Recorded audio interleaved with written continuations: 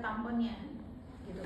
Tapi kalau ini kan nggak ketahan, jadi sama si kondomnya kan ketahan tuh, nggak bisa keluar lagi darahnya. Kalau sama tampon karena dia kain, jadi dia masih bisa meresap darah yang keluar gitu ya. Nah ini kita siapkan ininya, jangan lupa mesti ke gunting ya.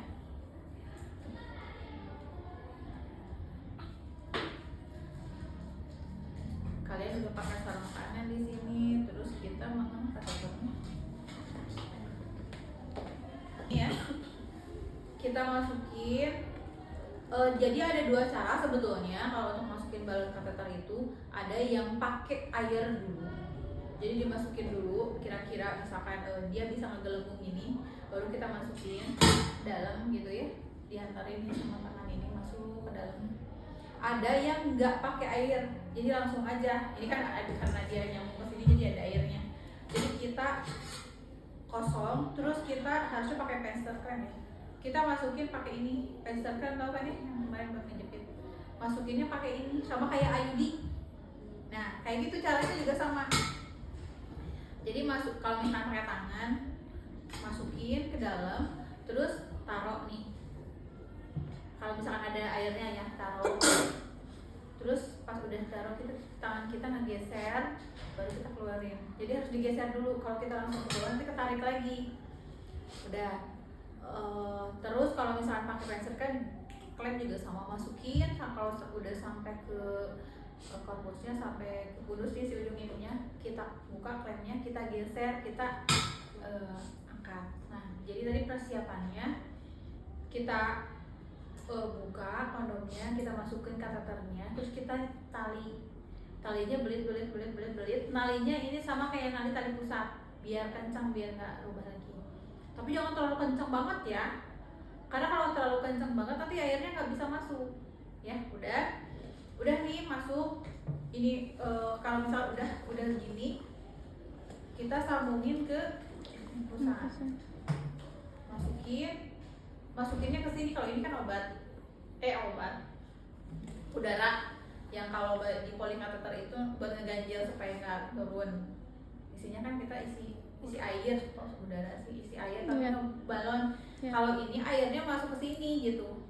Kalau ini kan dia jadi balon nih di ujungnya.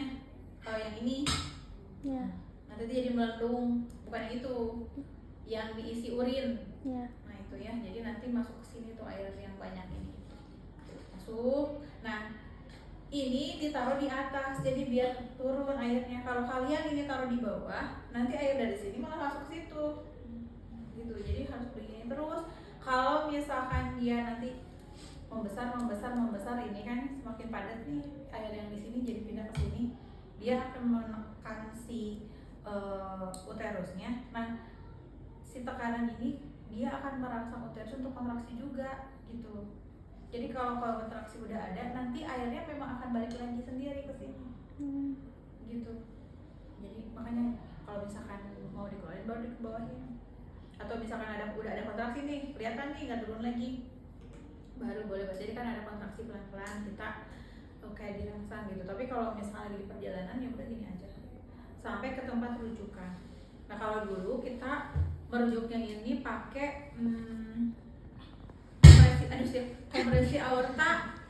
Kompresi aorta itu bikin sakit sebetulnya kan di ini nih, si pembuluh darah yang di paha itu kan ada, kalian kalau raba tuh berdenyut kan gede tuh ya. Nah itu yang ditekan gini sampai nggak keraba lagi. Tekannya di sini, tapi yang kita pegang ini, jadi sampai tidak berdenyut lagi. Kan sakit ya perutnya karena ditekan gini kan. Nah kalau pakai ini enggak. Terus kalau kompresi aorta susah kalau di perjalanan. Coba kalau ibunya pakai mobilnya ibu bidan, terus mau kompresi internal nggak bisa gitu kan, masuk ruang kita, kecuali kalau di ambulan ya. Kalau pakai mobil biasa kan susah. Nah pakai ini nggak bisa, jadi lebih praktis. Sampai di tempat rujukan nanti kan ditindak, diganti ini juga, nanti dibuka di sana mungkin dilakukan kompresi lagi, entah nanti mungkin di apa gitu. Terakhirnya kan dia ambil tuh hysterektomi kalau perdarahan itu. Jalan terakhirnya kalau nggak berhenti berhenti darahnya di histerektomi gitu. Oke, habis ini paham ya 3 itu. Jadi manual placenta, habis manual placenta